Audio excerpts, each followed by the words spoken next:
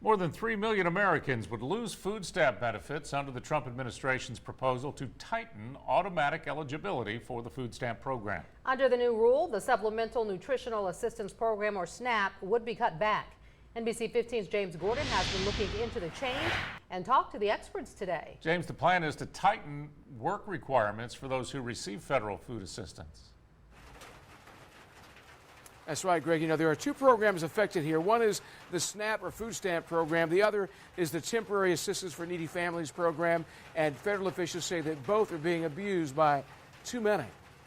If the USDA gets its way, the temporary assistance for needy families, or TANF, would be limited to 3 months and would essentially cut those who need temporary help between jobs off of food stamps. The goal is to push able-bodied people to get jobs and stick with those jobs. It's something Alabama has already done by enacting the Able-Bodied Workers Law that was passed in 2016. What the able-bodied worker law does is, if you are between the ages of 18 and 50, if you are not disabled, if you're not caring for small children, if you're not caring for a disabled adult, then you have to work. Rhonda Johnson is a volunteer trained in how to help people who need food assistance. You can get food assistance for 3 months.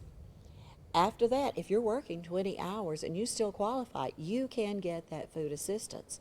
What that did was it put people back in the workforce. You've seen the help wanted signs up and down the road. It put them back into the workers' market. Today at the Prodigy Pantry in Spanish Fort, the need is evident. More than 1,200 families come here every month to get food. Some are on food stamps, others are in transition from one job to another. Those who volunteer and work here say the push to cut temporary assistance may be a sign of a good economy, but there will always be those who fall through the cracks. We're going to see a huge increase because some of those families that are doing that aren't visiting us as well. They take that supplemental assistance and use it and only come to us when they truly need us. The government says that those who are able-bodied should be able to work. Records show there are nearly 750,000 people in Alabama on food stamps. If this does go into effect, it more than likely won't be until January of 2020. And now we're live in Baldwin County. James Gordon, NBC 15 News.